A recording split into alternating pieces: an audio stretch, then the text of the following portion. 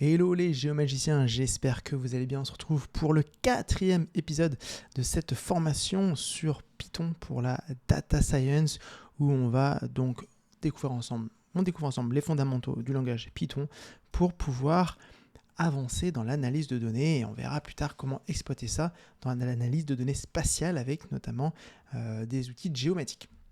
On continue donc avec cette fois-ci les listes. Alors qu'est-ce que c'est les listes? Hop, je refais le petit clic droit traduit en français. Hop. Donc les data frames Panda seront notre principal type de variable pour travailler avec les données, mais nous devrons également travailler avec deux types de variables Python pour le stockage des données, les listes et les dictionnaires. Donc c'est deux façons de stocker la donnée dans les data frames.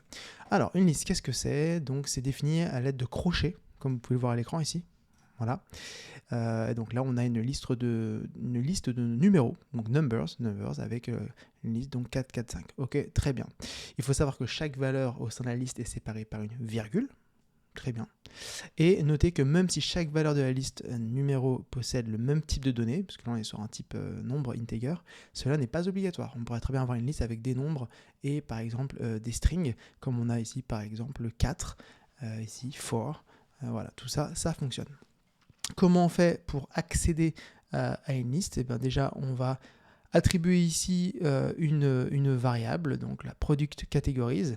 Cette liste comporte 3 entrées, la chaîne laptop, desktop computers et tablette. Donc ça, c'est les 3 entrées de la liste. Et en dehors de la programmation informatique, nous dirons que laptop, c'est le premier élément de la liste. Ok, très bien. Donc comment ça se passe en termes de numérotation? Il faut savoir que le premier élément de la liste prend toujours le numéro 0. Okay, c'est pas le numéro 1, c'est le 0. Et donc là, c'est l'élément 0 de la liste. Le desktop computer, c'est le 1. Le tablette, c'est le 2. Okay, très important. Et donc, nous pouvons accéder à l'entrée d'une liste en mettant l'index. Donc, si je fais le nom de la liste et entre crochets 0, eh ben, je fais appel à laptop, au premier élément de la liste. Si je fais le nom de la liste avec entre crochets 1, j'aurai le deuxième élément, desktop, et si je fais 2, donc j'aurai tablette. Ok. Donc là, on a l'exemple ici, voilà, par exemple, si vous voulez faire, c'est ce que je viens de vous raconter. Modification des entrées, si vous voulez ajouter une valeur, eh bien, vous pouvez mettre le nom de la variable, donc le nom de votre liste, avec l'index, à quel endroit vous voulez rajouter la valeur, et le nom de la valeur, ça viendra ajouter à la liste votre valeur.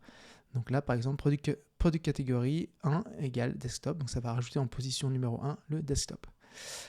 Donc ça c'est pour modifier l'entrée. Maintenant, si je veux ajouter une entrée, il va falloir que cette fois-ci, je dise que...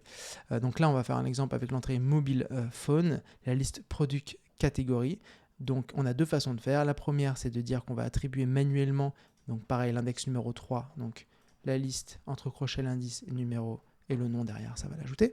Ou alors on peut utiliser la méthode append. La méthode append, donc c'est nom de la liste, point append entre parenthèses, et dans les parenthèses, je vais mettre la nouvelle entrée. Donc là, on mettrait le nom de la liste, point append, entre parenthèses mobile phone, et ça viendrait ajouter mobile phone. Ok. Voilà, vous remarquerez peut-être que quelques similitudes entre la structure append et la syntaxe que nous avons déjà abordée avec le read CSV, eh bien c'est normal, c'est la même logique, mais on le découvrira dans le prochain exercice. Pour avoir la longueur d'une liste, je vais utiliser length, donc c'est len entre parenthèses, je mets le nom de la liste et ça va me sortir la longueur de la liste, combien j'ai d'éléments dans la liste. Okay, donc là, si je mets length product category, eh bien ça va me donner la longueur, le nombre d'éléments qu'il y a dans product category, et dans product category, du coup j'en avais 1, 2, 3, si j'en ajoute un, j'en aurai 4. Voilà. C'est parti, créons une liste de toutes les commandes d'analyse de données que nous avons couvertes jusqu'à présent.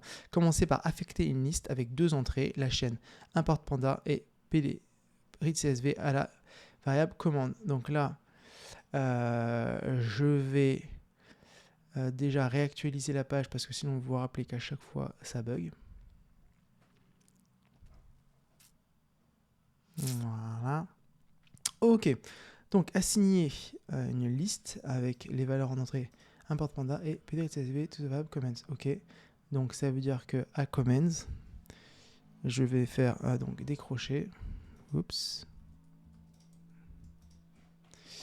Donc, import panda, virgule, pd.read csv.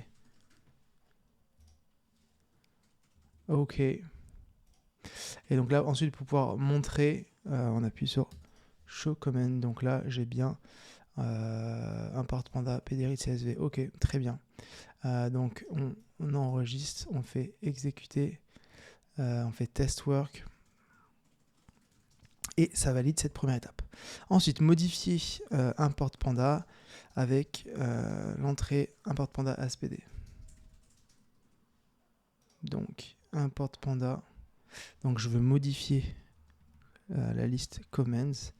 Donc là, hop, vous rappeler ici, pour modifier, on va tout simplement mettre entre crochets l'élément, enfin on va mettre égal plutôt, voilà. Donc l'index, il m'a dit que c'était import panda, donc ça veut dire que c'est l'index de 0, et donc à la place, on va mettre, ici il m'a demandé import panda aspd. Ok, et donc on vérifie bien, pas faire d'erreur, on met directement entre guillemets.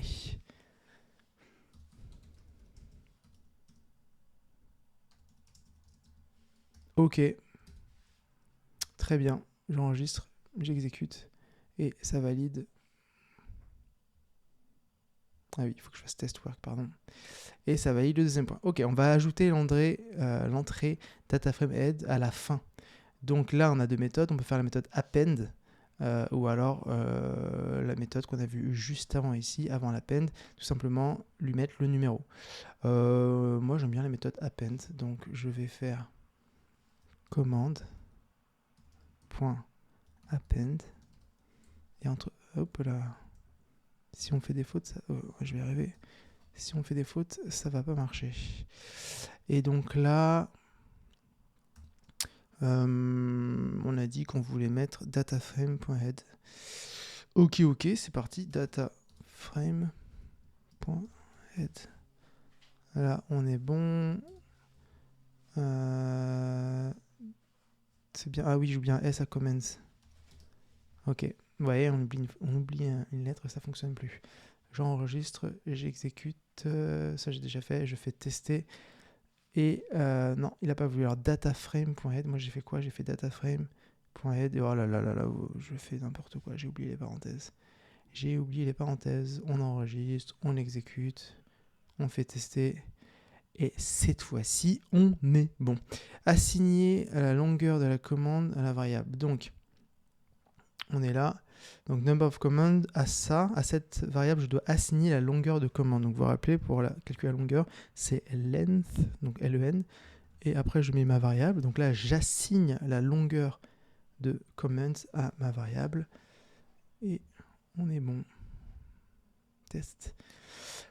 Voilà, tout est bon, on a validé cet exercice. Donc vous voyez finalement ce que l'on a vu, c'est comment, déjà la découverte des listes, on verra dans la prochaine vidéo les dictionnaires, comment accéder à des informations de liste et comment modifier cette liste.